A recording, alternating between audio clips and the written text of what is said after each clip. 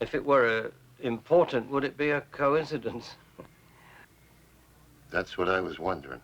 On the other hand, if it were a coincidence, would it be important? So, you see, it's a 6 of one and half a dozen of the other. Oh, right, sir. I see what you mean. Shall we look further, Sergeant? I'll tell you the truth. I've got a tough job here. In my report, I called it suicide. All that stuff about a false beard and a tear gas and a bullet hole. There's still got to be a way I can make it come out suicide. We'll do our very best, Sergeant.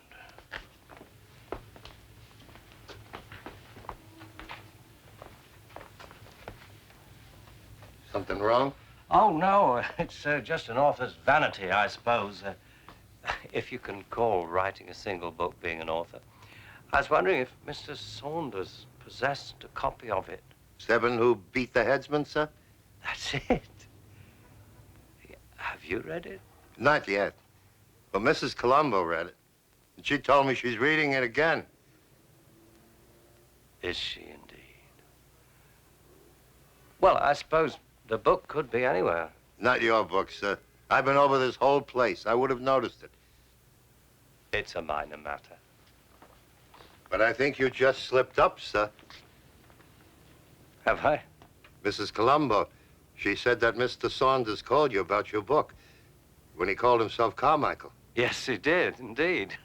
So he must have bought a copy after all. Obvious. Ah, how stupid of me to have forgotten it.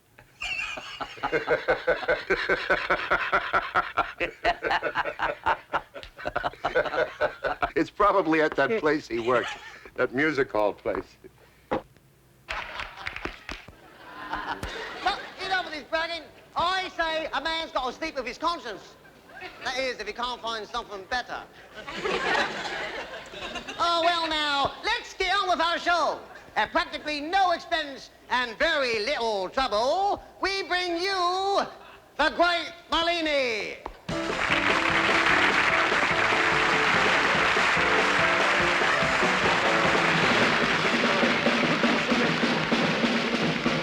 Shut up!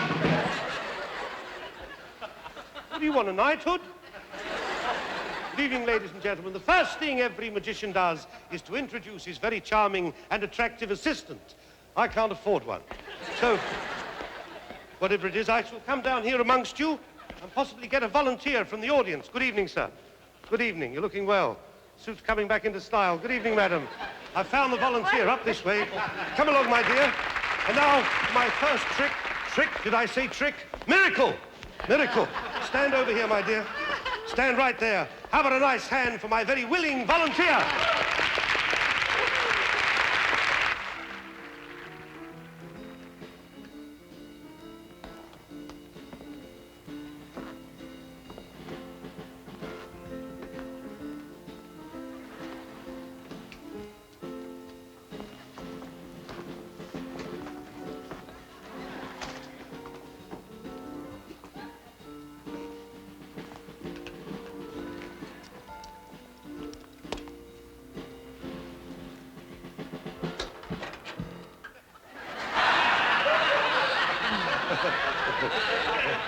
Oh, there you are. Well, now, ladies and gentlemen, you will notice that my assistant is tallying up the numbers you've given her.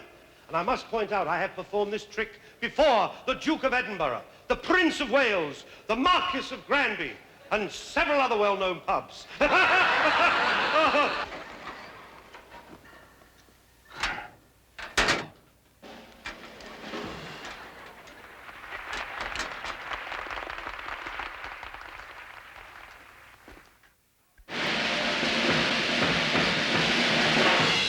Now, ladies and gentlemen, the trick you've all been waiting for. The one advertised on the placards. What is the secret number? The secret number is 7.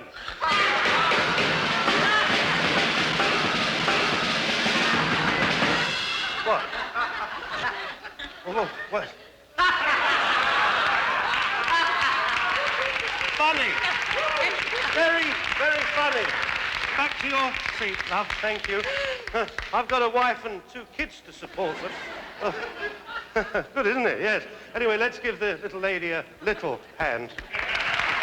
Enough! Don't spoil her. And now for my next failure.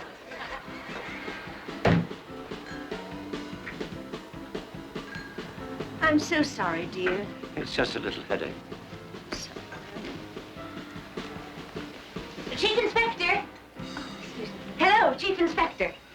Hello. More good news, Chief Inspector. You were just lovely. Oh, thank you, Mrs. Morley. Look what I found in Mr. Carmichael's locker. Why, that's your book, dear. He had it locked up? Oh, no, it was open, but I locked it after I got the book. How efficient.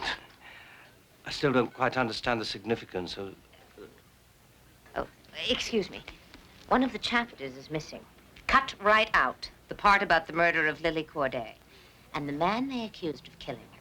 The man who drowned himself. His name... Carmichael. There you go, Chief Inspector. He's miles ahead of me again. Oh, darling.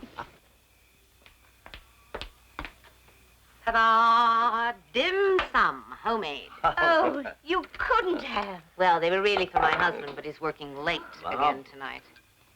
What a pity. But I've got another surprise for you, Chief Inspector.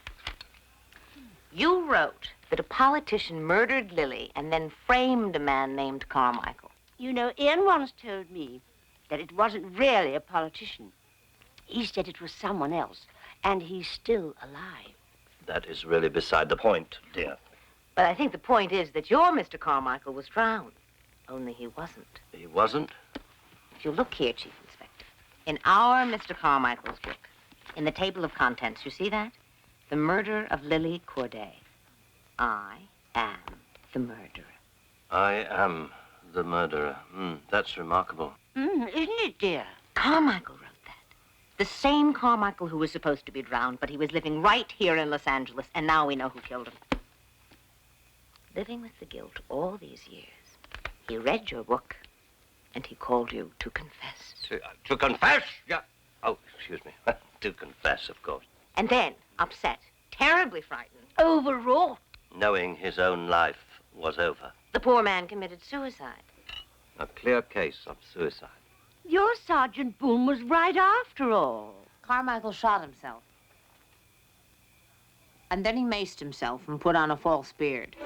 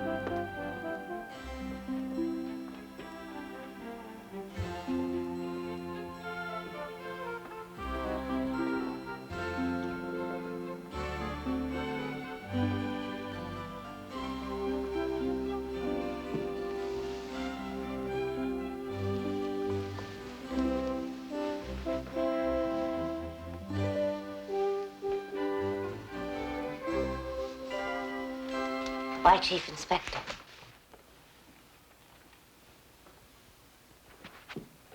Why, Mrs. Columbo. I think I have some more good news for you. I dare say. For your next book. A perfect murder. This one's terrific. Where did you turn up this delightful little crime? Oh, in my spare time. For my neighborhood newspaper. Tell me about it. It's about Carmichael. Saunders. Carmichael was his real name in England. He used his real name when he rented this apartment. And maybe when he arranged the meeting with the man you said killed Lily Corday. An English politician out here in Los Angeles. But you told your wife he wasn't really a politician, remember? I'm beginning to see your point. Carmichael, in a false beard, extracting his revenge. Then revealing himself. You're way ahead of me again, Chief Inspector. But then the visitor turned the tables. That's where the mace came in. Carmichael's gun went off. The bullet hole in the wall. Then he shot Carmichael. Switched the paintings to hide the hole. Put back the beard to hide the mace. Burned the rubber to kill the smell. Oh. Your wife said this was your rubber, Chief Inspector. Did she? Well, one of those is very much like another. Tell me more about your murderer. It had to be the same man who killed Lily Corday. Well, now your little fantasy is getting confusing, Mrs. Columbo. Carmichael did away with Lily. It's all there. Don't you remember the confession? I am the murderer. Oh, yes. But then there's these, Chief Inspector. I got them at the library. Copies of English newspaper stories. About you, Chief Inspector. See that? Inspector I.A.M. Nabbs Gallery Thief. I.A.M. Stalks Mayfair Strangler. I.A.M. does it again.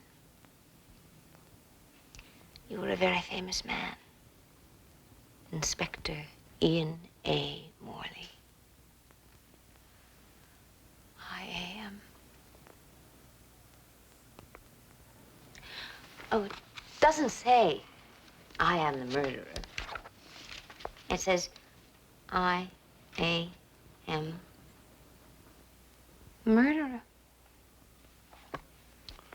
Open to interpretation, wouldn't you say? Oh, yes. It's absolutely open. No proof at all. But then there's this. Art book, huh? Rembrandt, Chief Inspector. I think you're going to be very proud of me.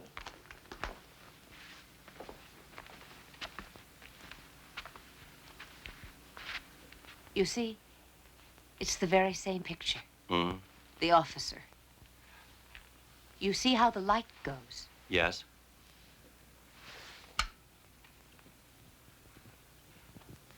Now there's that shadow again. You see that shadow there? Perhaps it's a flaw in the reproduction. Well, that's exactly what I thought. But then I thought about something caught in the lamp. Something the murderer dropped when he switched the paintings, or maybe it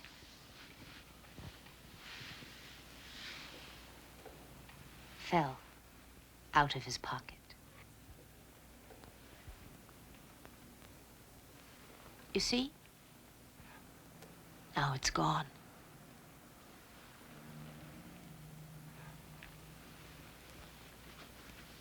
Yes, it has.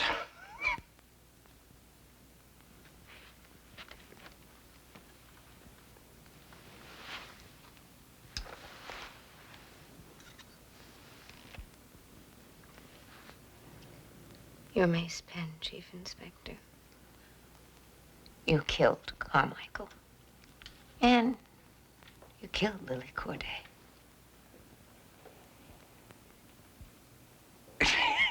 In the circumstances, Mrs. Colombo, don't you feel the slightest bit of trepidation?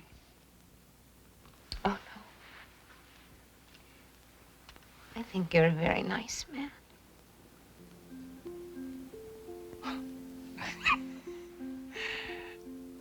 2 murders. One, all those years ago, ill-conceived.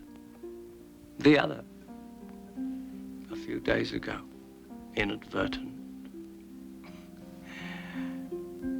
Yet another might, I feel, be painting the lily. Yes.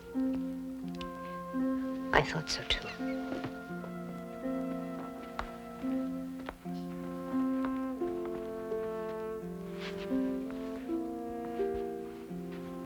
You're a remarkable woman, Mrs. Colombo.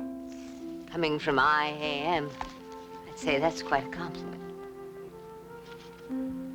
Of course, you've conveyed all this information to the police. Sergeant Boone's thinking it over. Such... Would it, might it be possible for me to spend an hour or two with my wife before you continue your conversation with Sergeant Boone? It'll be one more case to tell her about, won't it, Chief Inspector?